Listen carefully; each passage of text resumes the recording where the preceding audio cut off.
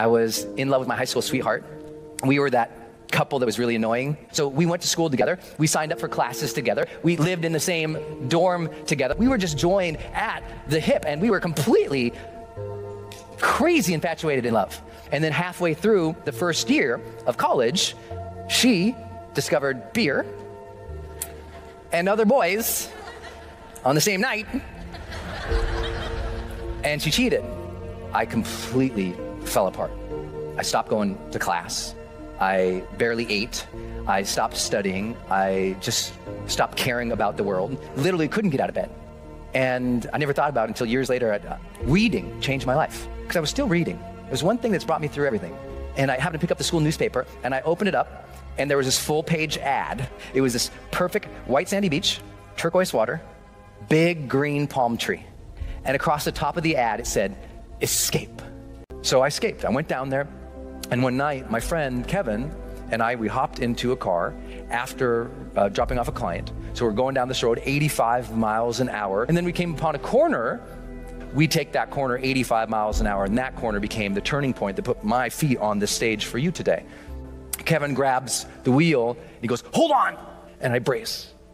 And all of a sudden, smack. When I came to, I looked over, and Kevin is screaming at the top of his lungs, "Get out of the car, Brendan, get out of the car!" And I look over, and a whole big chunk of his head is open. So I pull myself out of the windshield of this car, and he's screaming over here, and I stand up eventually on the hood of the car, and I look, and I notice all this blood on me, and I remember just looking down, and that slow motion thing's happening. I just thought, did I even matter? And it makes you wonder, did I love? Did I love openly and honestly and completely? Or did I hold back because that one time I got hurt? And just as I was about to pass out, I noticed a glint, like a reflection in the blood going off the hood of the car, and it made me look up. And there was this bright, big, beautiful moon that night. And I just immediately felt this connection, like I knew I was going to be okay. And I felt like the big guy upstairs reached down to me and handed me life's golden ticket. He reached down and said, "Here you go, kid. You're still alive. You can still love and matter.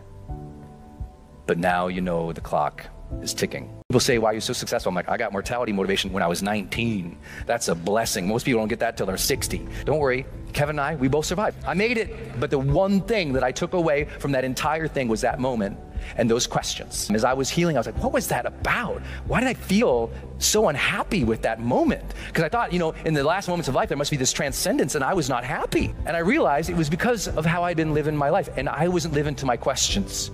I knew I got those questions. Did I live? Did I love? Did I matter? And soon as I got that those were the questions I'm going to evaluate myself with at the end of the life, it gave me the power of intention.